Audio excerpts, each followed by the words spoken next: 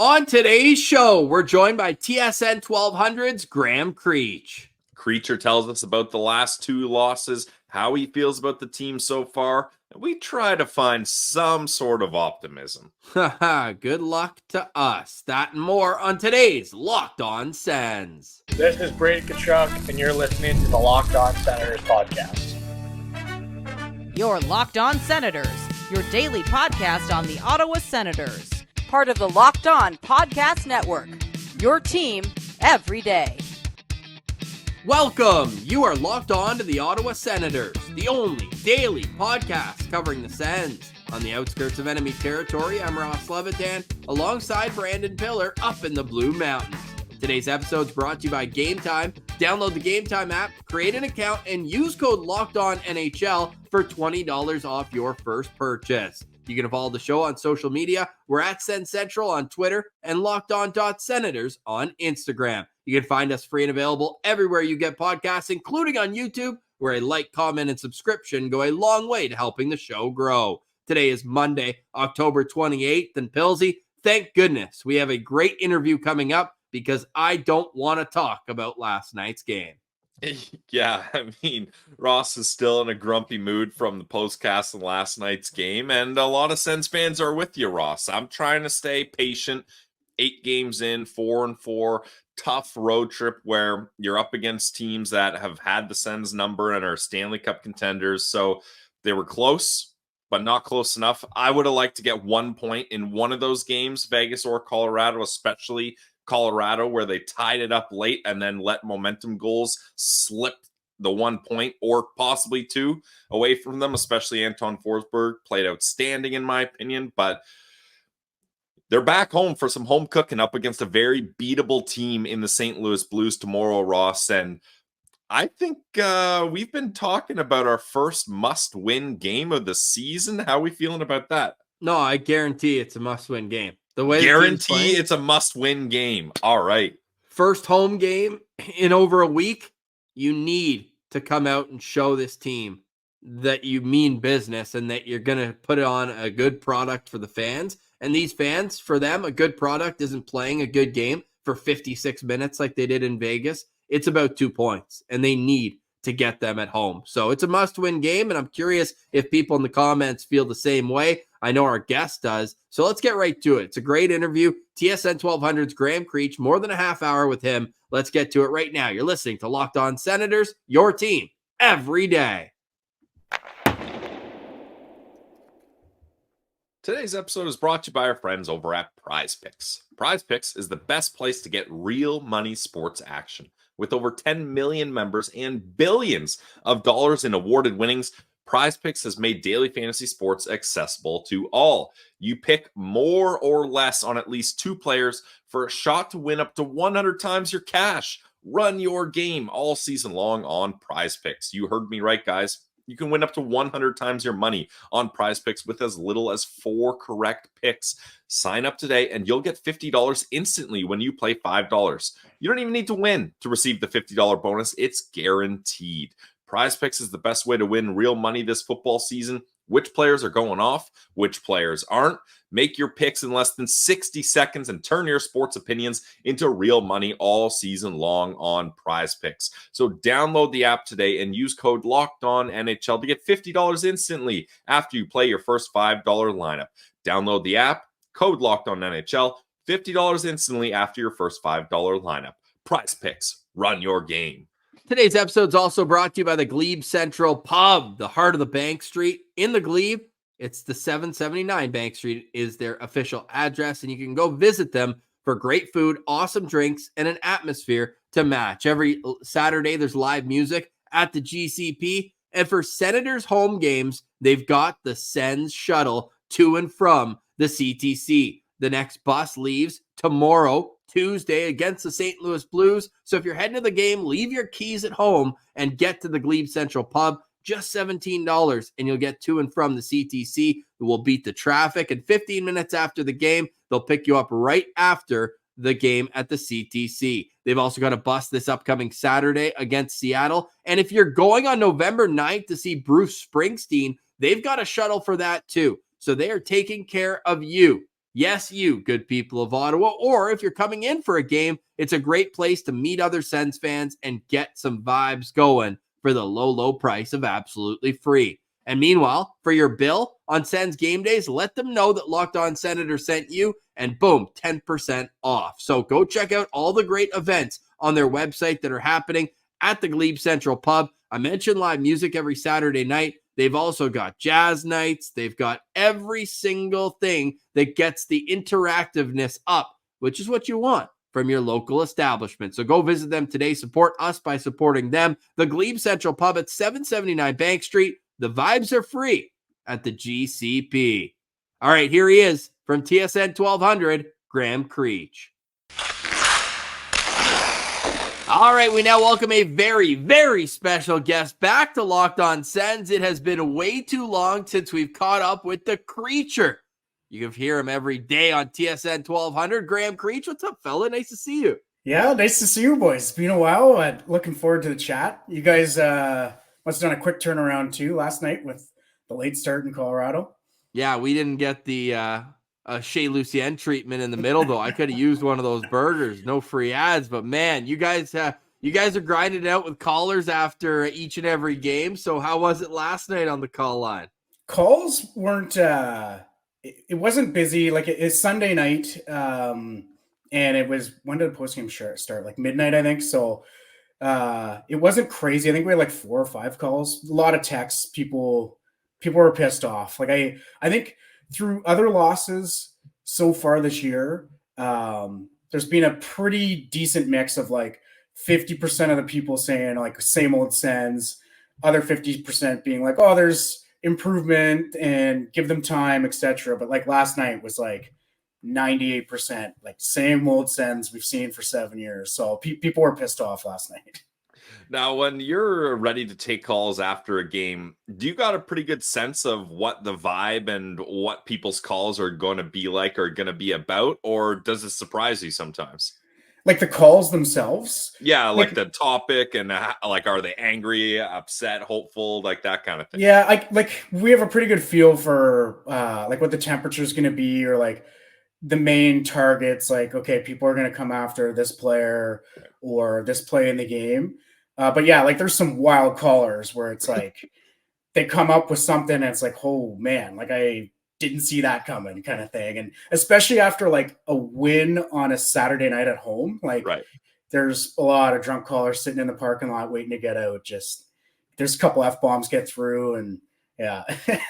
You never know. That's all part of the fun. Hey, now you're graduated from the point where you're the one getting the 5-second delay going. I always like kind of revisiting your history because you've been at TSN 1200 as long as I remember. Were you even there when it was the team 1200? Like, when did you start there? No, I started in 2010. So I've been there. This is my 15th Sens season. But no, it was. Oh yeah, sorry. You know what?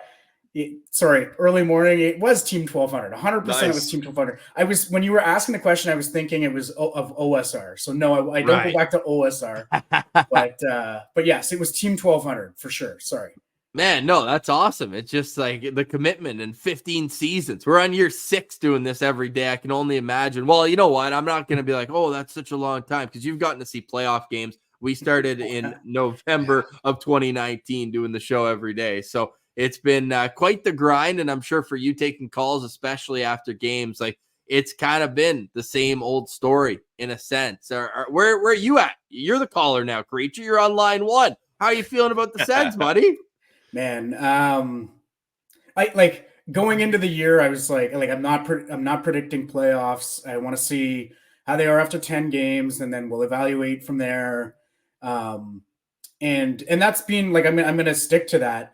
But I think last night's game, really, you saw a lot of what we've been seeing for like 6 or 7 years defensively come into play. So I'm not very optimistic at the moment. I'm not like sounding the alarms, but they need to beat St. Louis. And that's kind of where I'm at. I really disappointing with what I've seen at times from their star players in the defensive zone. I know a lot of people are talking about the 5-on-5 even strength goal scoring right now needs to be up, like sure, but I want to see the star players commit to playing the way that is required to win playoff games and win in this National Hockey League.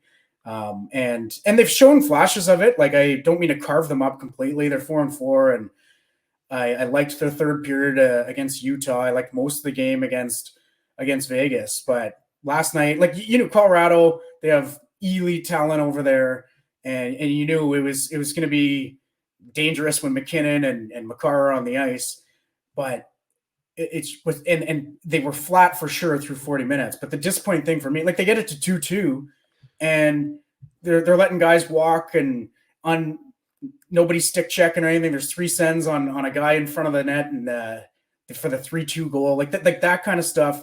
Even Stützle letting Manson walk him at the blue line. Like, everyone said it post game. Like, I'm encouraged by what people are saying, but go out and do it and be better defensively. Like that. That's where I'm kind of concerned. And they're going to travel today, come back, play a rested St. Louis home team at home. They need to win that game. Like, must-win game? The Creecher must-win game right now? It's must-win game. Yeah, they need to respond from that against Colorado. Yeah, I think it needs to be like a multi-goal win. Leave no doubts. Go out there and do what you should do, honestly, and get 2 points at home. I don't even care, like, if it's an ugly win or what. Like, they just need to find a way to win. And that's what I was saying to CJ last night in the third period. I'm like, they have to find a way to steal a point here. Like, and then they get it to 2-2, and it's like, I look up, it's okay, there's 8 minutes left. Like, I don't know. And of course, sure enough, they let a few more goals in. So it would be great if they beat St. Louis 2-0 or something like that. But I don't care if they win 7-6 or whatever. Like, they need to win. They need to find a way to win a hockey game. Speaking of goals, and there were plenty of them throughout the season, there have been. I think it was Steve Lloyd that tweeted out, this is tied for the worst goals against average through 8 games during the playoff list streak, 3.75 goals against per game. I'm officially worried about Linus Ullmark not starting last night, whether it's a coaching decision or whether it's an injury concern. Are you going to talk me off the ledge, or are you feeling a little the same way? Yeah, no, I'm not worried about him or that decision. So Friday against Vegas, I would be okay with whoever started. Like, if they announced Forsberg, my thinking was, okay, like, he was lights out. He got them the 2 points in Utah. You got your number one healthy, but he deserves to get back in there. Also, they obviously chose to go to Ullmark. I'm fine with that too, because he's your stud that you just extended. So I had no problem with that decision. That leads us to last night, where the thinking is, you know what, Forsberg deserves it. Let's get him back in. Maybe if that's your thinking, it should have been Friday. Like, I'm not going to be too critical of that move. And Forsberg played great last night. So, oh yeah, it wasn't on him, but like, if your starter calls himself out after a game, he's got to get back in there. Yeah. So I'm not worried about that though. I've loved talking to Linus Ullmark. Like, he is a winner, man. Like, his attitude. And maybe if you hear other guys being like, oh, if they had capable goaltending, we win. It's like, man, that dude's fragile. But Linus Ullmark's not fragile. Like, I'm not worried about that at all. I'm interested to see who starts Tuesday, because Forsberg played well again. Do you keep going to him, or do you start rolling out Ullmark? Like, I feel like I'd go to Ullmark, but I'm not worried about that at all. I'm worried about how they defend. Like, that's number one for me, and especially the top guys. Like, we can't call this a young team anymore. They've been around for a while. Figure it out. Learn how to what it takes to win at this level, and stop running and gunning and hanging out at the far blue line. And that's what I'm concerned about, is how long is it going to take for them, or will they ever learn how to do that? I think there has to be a desire to play that way and to protect a lead rather than like getting cookies. And maybe it's in them. I'm not saying it's not in them, and maybe it just takes time because there's a lot of new faces in the lineup and new coaching staff, but I need to see a steady improvement, and we haven't seen it yet so far by the numbers that you just mentioned. Now, what's your perspective, Creecher, on when you kind of zoom out a little and you're like, all right, it's 4-4. It's frustrating the way they lost those last 2 games, but then you start looking at things. They're playing the previous 2 Stanley Cup champions. Those are tough teams on the road.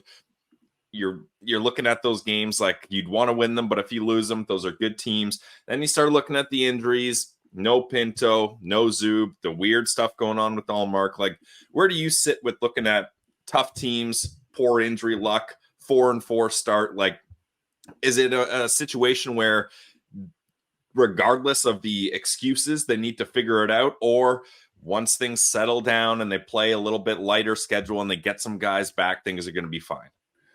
I won't say things are going to be fine because I need to see a commitment to playing the right way, but the Pinto injury is huge. The Zub injury is huge. Those are excuses. I look at how many injuries and how many people Colorado is not dealing with out of their lineup. But it certainly magnifies the not lack of depth, because I think this is the deepest team that they've had in a long time.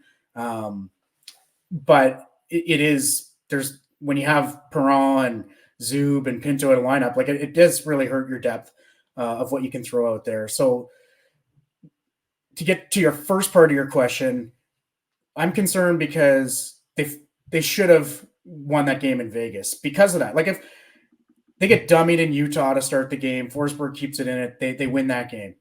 Then they go to Vegas, you win that game, and then you go to Colorado, and if you have that stinker last night, it's like, okay, you're 2-1 on that trip, and you beat a really good Vegas team. Forsberg played lights out against Utah. Like, sure, that's fine. You're 5-3 coming home, and the whole division is like 4-4, so that's fine. But now I think there's just pressure to stop this now and win Tuesday and keep piling some wins together because of where they're at with the injuries. Because that's huge, losing Pinto, man. Like, he's so important, 200 feet for them. And what it does too is it removes Greg from the wing and slides someone up, and then it slides someone up. So there's just less depth. And then I don't know about you guys, but I've been really pleased with how Clevin and GBD have been playing on the third pair. But now you have a guy who is your 6'7" defenseman playing with your number one. And Jake Sanderson hasn't been good, in my opinion, the last couple of games. How much of that is him playing his game and as well as playing with Hamonic? And I don't mean to bury Hamonic. He shouldn't be on the top pair. But how long does Zub remain out? Because you have a guy, Zub is so good with being in the right spot and supporting his partner, Jake Sanderson, that it just makes it such a good pairing. You got the third pairing, which I think has been playing well. I've really liked Nick Jensen's game. Shabbat, I need to see a little bit more from. He's one of those vets where I would like to see him commit to playing the right way. So I know it's a long-winded answer to your question, but the way that they lose to Vegas plus the injuries, like I think that they figure this out very quickly.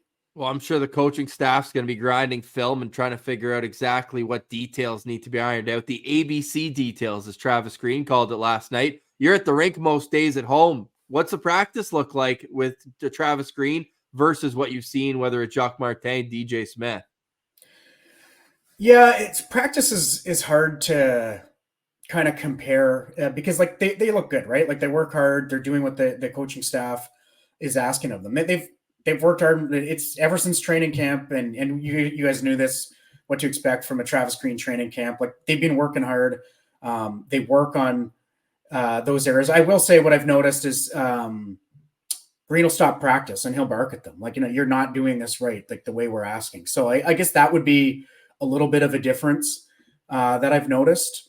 And we've seen it at times this season in terms of that commitment 5-on-5 defensively. But I would say it's really hard to compare what you're seeing in practice versus like what they're showing in a game, because they look in practice. They're working hard. They're doing what the coaching staff's asking of them. It just needs more reps, I guess, or needs to get through to some players. Like Chris Stevenson speculated last night that maybe it's time for some consequences, like stapling some guy to a bench for a period or whatever, if they're not doing what the staff is asking of them. Well, you mentioned yesterday, you tweeted it out that they had shuffled the lines, and at one point it looked like Timmy and Brady missed one shift in that third period. And if that was the case, I haven't crunched the numbers yet to confirm that, but they had some jump in the second half of the third period. It's just almost frustrating where it's like Where was this through the first 50 minutes of the game? Well, yeah, the start of the third period, it was the third and fourth line that was generating momentum in the Colorado zone. There was like back-to-back shifts of the bottom two lines spending time in the Colorado zone, and it's like, what's going on here with the top two lines to start the third period? Then I totally agree. I think especially Stützle like really had some energy and some legs, which is great. But what are they doing on the goals against in their zone like that?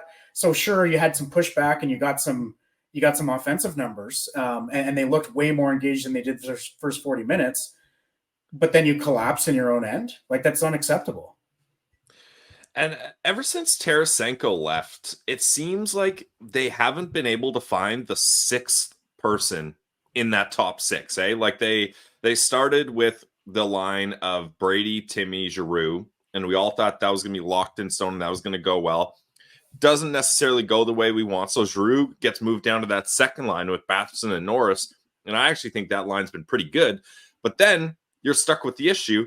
Okay, now who plays wing with Brady and Timmy? And we've seen Amadio do it. I'm pretty sure there wasn't Noah Gregor there for a while. Nick Cousins. Like, what do you think the solution is to finding that sixth player, a winger that can fit into that top six, Creecher?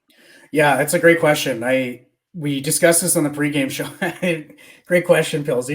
Thank you. We discussed that yesterday because, like, Giroux, I thought he had a slow start to the season and like the first couple of games, and then since he's been on that Norris line, that's been their best line. Yeah, he's been unbelievable.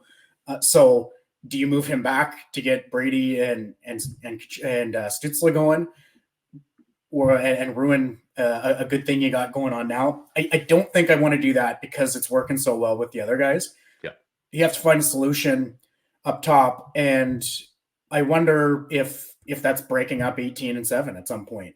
I don't know. I think it's tough to answer without knowing how long Pinto will be out too, because like that's huge. That's huge for slotting, and then Greg becomes a winger, and you can move him up. And we saw that a little bit in the third period against Colorado, or in the second period as well, where Greg was taking reps on that line. I think.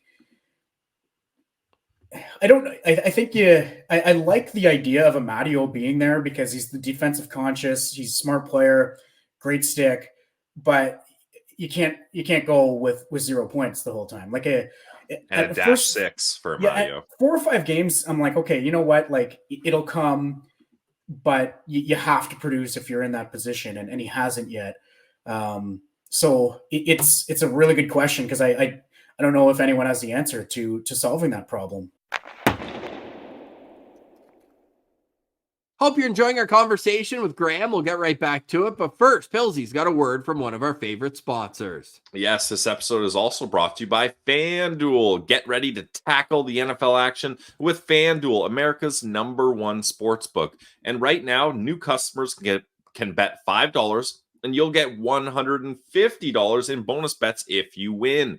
The FanDuel Sportsbook app gives you everything you need to place live bets on the NFL all in one place. So when you get a hunch in the middle of a game, you can check out the latest stats, view live play-by-play, and so much more on the same place where you place your bets. And Ross, you got to find times when you have a hunch something's going to happen. Well, Steven Stamkos is going back to Tampa Bay for the first time where he'll play them as an opponent. So I hopped on FanDuel to find some odds. I'm looking at Steven Stamkos anytime goal scorer +185. I got Steven Stamkos 2+ points +350 and 4+ shots on goal at +126. So I'm hoping Stammer has a big return, and you can do the same. Check it out, guys, today at FanDuel.com. All right, now back to our conversation with the Creecher. You asked me about me taking post-game show calls. Like, what's your feeling last night when it's 2-0, they get it to 2-2, and then everything that happened after that? Like, what do you guys do? Are you guys like breaking stuff, throwing things, or are you just kind of defeated? Like, what's your demeanor like watching a game like that? First goal was a little fist pump. I said, here we go. It was almost like Pilsy and I in Montreal standing up for Timmy's goal, being like, okay, that's one. That's one. Like, not really celebrating. There's one. But then the second one was a full fist bump. Get off the couch. Let's go. Oh, yeah. And then after that, the wife thought I fell asleep because I was just quiet. The goal goes in 3-2. And at that point, like the 4-2 goal, I think I tweeted it out. I said, I think that might have been offside at the entry, like a minute before the actual goal went in. I just said, but whatever. Like, it doesn't matter at that point. At 3-2 to me, it was curtains on this one. So I was just slouched down, hood up, just looking like I'd rather be anywhere else, but doing what I'm choosing and loving apparently to do. So yeah, Pillsy was a lot calmer than me on the postcast. Yesterday was, I think, our 219th postcast, and it was a top 3 pissed off postcast for me. I was in a bad place because it's not that they lost those games. It's how they lost those games. Not getting a single point when you're tied with 8 minutes left and leading with 3.5 left. Like, yeah. Good teams find a way to do that. Like, that's exactly what I said to Chris Stevenson. I'm like, 8 minutes left. They have to get this to overtime. And I wasn't feeling it. I'm like, I'm not feeling it. And of course, we know what happened. But good teams find a way to get that point. Good teams find a way to get at least a point against Vegas. And I was ready to tip my hat and be like, okay, McKinnon's just going to gallop down in overtime and score. Sure, that's fine with me. Get 1 point. Just one. Everybody else in the Atlantic, too, they're 4-4-1. Like, you get 1 point out of these, and you're keeping pace, if not better. But, Pillsy, you were a lot calmer than me last night. Yeah, we almost had a good cop, bad cop vibe going on. Ross was laying into them, and I was a little more apologetic. And I guess I'm trying to take this season with a zoomed out approach. Like, look, they're terrible on the road. We know they're terrible on the road, especially going west. Teams like Colorado, especially Vegas, have this team's number. So I think I had low expectations coming into this road trip. I wasn't trying to get too upset about the way they lost these games. I'm holding on that once Zub comes back and Allmark gets comfortable, we're going to see a big boost in the defensive part of the game, which, like you mentioned, Creecher, like that's the main collapse of this team is just the defensive structure, and keeping the puck out of their own net is not up to par right now. And when you get your best shutdown defenseman and a Vezina winning goalie back in the swing of things, I think that's going to do wonders for this team. So we're 4-4. I would like to be 4-3-1. One of those games, you want to get the 1 point, but I still am calm, and I'm preaching patience here 8 games in. I like it. When you guys asked me to come on, like I wanted to be in a good mood. Like, and we haven't I haven't been reacting this way after each loss. Well, I reached out to you after the Tampa like, game for context, and then they win the next game. I was like, all right, let's lock in a time. So we were feeling pretty good last Monday, Tuesday. Everyone was feeling good. There were people tweeting the percentage standings and they're first in the division 4-2. I'm like, okay, that's why, like, I'm keeping it honest. Like, when it was 4-2, I'm like, I said at the start of the year 10 games. I'm gonna mean that. I'm not gonna get excited and yeah, just the way that Vegas and Colorado turned out. Like, in the words of Nick Cousins post game, they took a step back. Step back. So now they got to take that 2 steps forward. Let's see it. And then you go out and you win a game or two and a couple games over 500 at 10, then you build on that and go into your next 5-game segment. We'll see. And we'll see how it goes. The coping in me, I was laying in bed last night. It's like, wow, these are some good teams. Just thinking of it, eh? And I looked it up, and sure enough, yeah, the Senators have played the last 5 Stanley Cup champions in their first 8 games. Yeah. Obviously, Tampa won it twice, so 4 out of their 8 games have been against the Cup champs. And then you look, St. Louis, I know they're a different team now, but 2019 Cup champs. So out of their first 9 games, they've got the last 5 or 6, whichever way you want to put it, Stanley Cup champions. And I guess that's the price of doing business at the end of the year, because we've been all excited looking at the end of the year, the huge homestand. You had Columbus 3 times in the last 11 games of the season. Like, it's a very nice stretch run. But, oh, yeah, everybody plays the same amount of games against the same team. So you're going to have to battle through these tough moments. So which way do you see that? If you're around the team, around the room, you're like, okay, these are good tests that we can then build on for later in the year? Or would you prefer, like Winnipeg had Chicago and San Jose in their first 4 games? Like, would you rather a few of those lesser opponents early on in the season? Yeah. Again, I think like good teams beat good teams as well. But what I will say is, if you're like Winnipeg, they might have. I know they haven't locked up a playoff spot, but like you get 16 points in your first 8 games, Yeah. like that, you're not behind. You're not chasing. Like you don't have like you already have that cushion where you can afford to lose a couple games in a row and whatever. Like now, other teams when you're 500 or under 500, like you know how it's been the last 7 years here is like you're playing catch up immediately. So like would it have been nice to get a lesser team? Sure, but they got Montreal, who they're supposed to be better than, and a big time division rival, and you got stuff going back with them to the preseason, and you lay an egg on Saturday night. Like, so who knows if they got Columbus and Chicago and San Jose, if they even would have won those games. Yeah, I'm kind of glad they haven't got those games, because if they lost another one of those games, you mentioned Montreal, that was tough. If they lost another one of those games, I think the Sensland would be in total panic here. Final question for me here, Creecher. Which of the new additions, new players brought in this offseason, have you liked the fit the most so far? Well, the goalie for sure. I know that we want to see more from him because I didn't think you were going to go that route. Okay. Oh, I think he's legit. Like I know people are already like kind of, goalie graveyard, we ruin everybody. Like this guy had good numbers on a crappy Buffalo team. Yep. Like he's a good goaltender and he has a championship mentality. Like every interaction I've had with him, I'm like, oh my God, this guy's a winner. Like he's talking about the expectation. Everyone is expected to do their job and you got to hold each other to a high standard. So like he's a good player and he's a leader in that room. So I like him for sure. If I were going to pick a skater, I'd say Jensen right now. My answer after 82 games might be like Amadio or even like I like Noah Gregor. I've liked what he's done. Unfortunately, at times he's playing in like a top 6 role just because they're trying to get guys going or they have injuries or whatever. Like ideally, he's on your 4th line, maybe your 3rd line. He provides a lot of speed and plays the right way. Like I like it. I just they need to get guys healthy and have him a little bit more down the lineup. But I'll say Jensen because the right side, it was Zub and then nothing else. And he's come in and I thought he's played pretty well. I'd like to see a lot more from his partner. But I think that, and I know we get a lot of reaction from, I don't know about you guys, but we get a lot of reaction from people saying like, oh, they got fleeced in this Chychrun deal. Like, yeah, Jacob Chychrun's probably going to have a 20-goal season or something. But they weren't going to, and the other thing that people will say is, oh, they should have traded Shabbat for Jansen. Like that wasn't going to be something that the Capitals were going to do.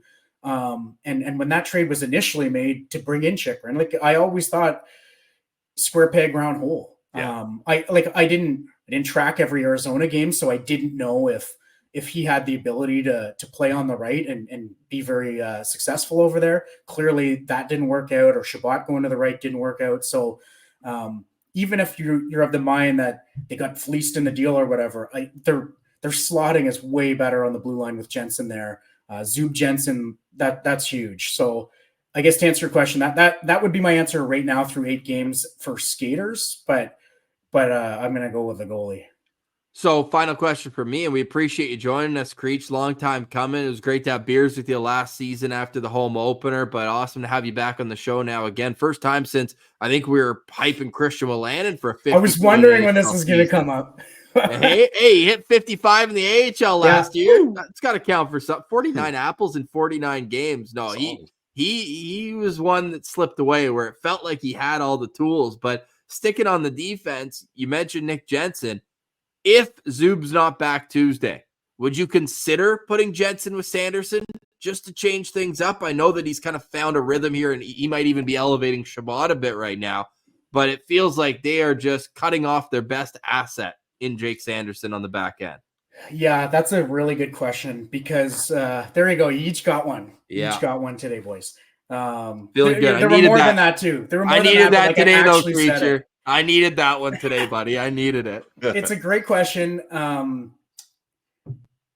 Like even again, like I'm not here to bury Hamonic. He's just as we've seen in the past with like Shabbat's partners, like 4 years ago, like having him play with Zaitsev and stuff. Like they're players that have been put in a position where that's not what they are. Like Travis Hamonic isn't a top pairing D. Like he's at this stage, he's probably a 6'7". So how do you fix that right now with no Zub? You could potentially go JBD there because even though JBD also isn't a top pairing guy, I think he calms things down a little bit better, and would be a little bit better with Sanderson than what Hammock can provide. But then you got Hamonic, Clevin on your bottom pair. So I don't know if I like that option. You move Jensen up. I think that would be a solid option with Jensen, Sanderson. Who are you putting with Shabbat? Yeah. Hamonic? So I think that becomes a gong show. I don't know what you do. I think you either leave it or maybe you try flopping Hamonic JBD. Creecher, I'm in the mind where I would prefer to call up Nicholas Matin-Palo and put him in the lineup instead of 23 right now. Like it's just such a negative every time they're on the ice. And he seems like an awesome dude, great character. Like he seems like he'd be a perfect assistant coach right now.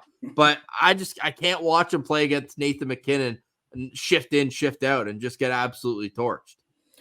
Yeah, no, it's a tough spot. And that, like, one of our storylines going into the year was their lack of depth on the blue line. Like Clevin, I thought he's been pretty solid, but he, like, going into the year, this is a guy that's a rookie. Yep. And you're expecting him to like lead your third pair.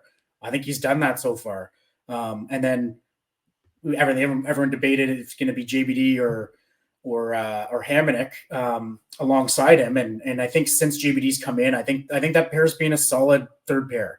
Yeah. But beyond that, what do you have? And they can't bring up a Matt and Powell or somebody right now because of the injuries that they have and where they're at with the cap. So I think you're stuck with what you're stuck with right now until you get some bodies back.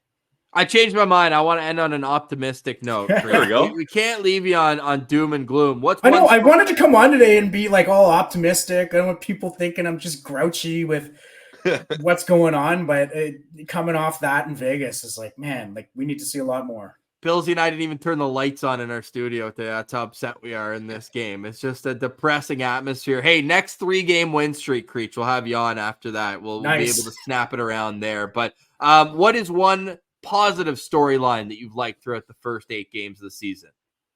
Can it be like anything? It doesn't have to be on the ice? Anything. What the upgrades at the CTC? No, I don't see those because I'm in the same spot all the time. But you guys have a nice setup though there. It's unreal. Actually, it's really cool because like I watch every game that's on TSN. I'm standing beside Mark Mathot. Yeah. And we just talk about the game. And to watch him work is pretty cool. Like he's always in constant communication with the truck. Like a little play happens and he's like, I want that at this time. And we're going to build a package on just like something simple, whatever. So it's cool to watch him work. And he's a beauty. And like, I just get to pick the brain of a former NHLer. So that's cool. And then we're in a great spot too, because it's the top of the hundreds in the corner. So you see everything. And what I really appreciated about it is like, I spent so many years in the press box and like, you see, like if you're a scout and you want to see things develop, like that's the place to be. But like, I found I lost an appreciation for how quick the game is and how little time and space there is. And you're down there and it's like, oh my God, like these guys are monsters. They're fast. They have no time to react, to make a decision. So I love being down there. I think that's pretty cool. But to answer your question, I'll go. I'm encouraged by the direction the organization appears to be taking, top to bottom. I think I've said for a number of years now, for sure, back to definitely I've been critical since the outdoor game at Parliament Hill because of Eugene Melnick's comments about moving the team and whatnot. So I think what everyone's doing here, like you can feel it. I've told a couple people that work for the organization that like you can, when you go to the rink, you're at practice, like you can feel the culture changing. They're doing a real good job top to bottom of bringing in really good respected people. And this isn't throwing dirt on anyone else. What they're building here is I think it's going to be really good in terms of I'm not saying the on ice product. We'll see how it goes. We'll see how that ends up going. But top to bottom, the organization, they're bringing in good people, and I'm really encouraged with their direction and view on this. So that's what I'm optimistic about. I'm convinced that they're in a good spot off the ice. Now it's getting everyone to commit to playing the right way, and maybe not even maybe that commitment is there. It just takes time to learn how to play that way after 7 years of not doing it and not really seeing guys scratched or sat for a period of time, kind of thing. So maybe we do need to give them more time if you want some optimism there. Handful more games, and maybe we'll see them turn a corner. Well, that best-in-class mindset does extend to the media at TSN 1200, where you can find Graham Creech pre-post game and basically doing a little bit of everything, including taking some time to join us on a very gloomy Monday morning. Creech, really appreciate the time, and we'll chat after the next 3-game win streak.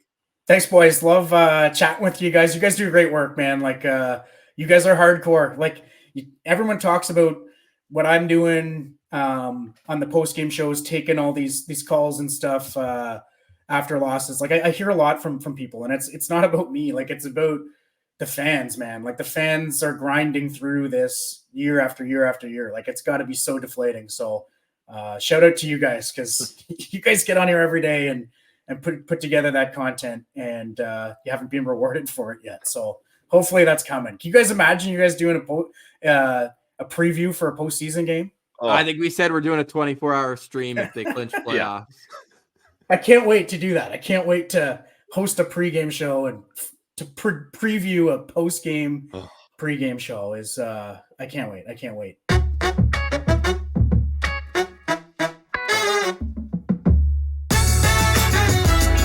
All right, Billsy. Stick taps to Creech for joining us. Really fun conversation with him. You can follow him on Twitter, Creech__. Okay, a paper transaction, we think, today. The Ottawa Senators announcing Adam Gaudette and Cole Reinhardt have been loaned to the Belleville Sens. And I think that's where it's easy to tell, because you're like, okay, paper transaction, they're saving money, they're accruing cap space that hopefully they can use later on in the season, but they're not sending them back. They're loaning them, which makes me think that at the very least, we'll see Adam Gaudette. But unless David Perron's back, then we could see them both return for the game tomorrow. Yeah, I do think this is a paper transaction type move, Ross. So I'm not putting too much thought into it. Okay, well, give me some final thoughts then, Pilsy. Well, I got two. Or one I'll save for you. A new signing, some more Belleville news I'll save for you. So my final thought is I've been trying to find some positivity, Ross, so I'll try to find a positive spin zone here for you. 5 players on the Ottawa Senators are at a point per game or more right now, and it's the players you want. Sanderson, 8 points. Giroux, 9 points. Stützle, Brady, and Batherson, all with 10 points. So guys are clicking offensively. If they can sustain this pace, especially all 5 of them, and then you get better goaltending, like I'm talking below 3 goals against average for both Forsberg and Ullmark, and above 900 save percentage for both these guys, I think things are going to balance out here. So I'm just saying the points are there. The goaltending needs to settle in and get better, and I think we're going to find some even ground here. So the Sens are 4-4 right now, guys. Let's not panic too much too soon. November, just around the corner. Tomorrow's the final game before November. We'll have a full game day preview on tomorrow's show. And yes, my final thoughts are something we discussed on the postcast last night, because Levi Marilainen played Friday, Saturday, and then whatever happened in Colorado, I don't think they would have even flown him out. I don't even know if Ullmark could have started. We don't know whether it was a coaching decision or if they didn't want to push it coming off the injury with 2 straight games. But Belleville has added Malcolm Subban on a 1-year AHL contract. Former Belleville Bull, played 3 seasons with the Belleville Bulls, had some NHL games, a very good AHL goalie. So they've got another goalie in the pipeline now on a one-way AHL deal.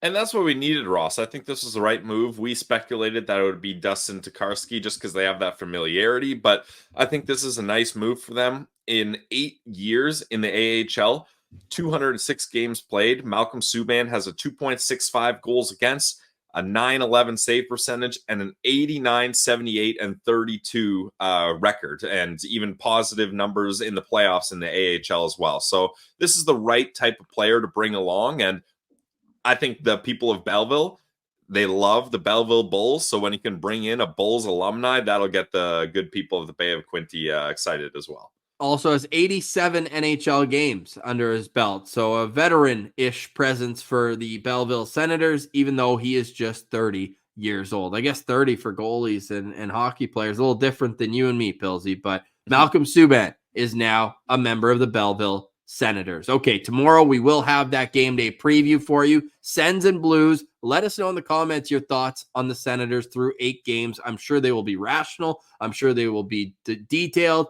and I'm sure they'll be full of passion. Absolutely. So cannot wait to hear what your thoughts are on this last weekend of games. 2 losses, 6-4 to the Vegas Golden Knights, 5-4 to the Colorado Avalanche.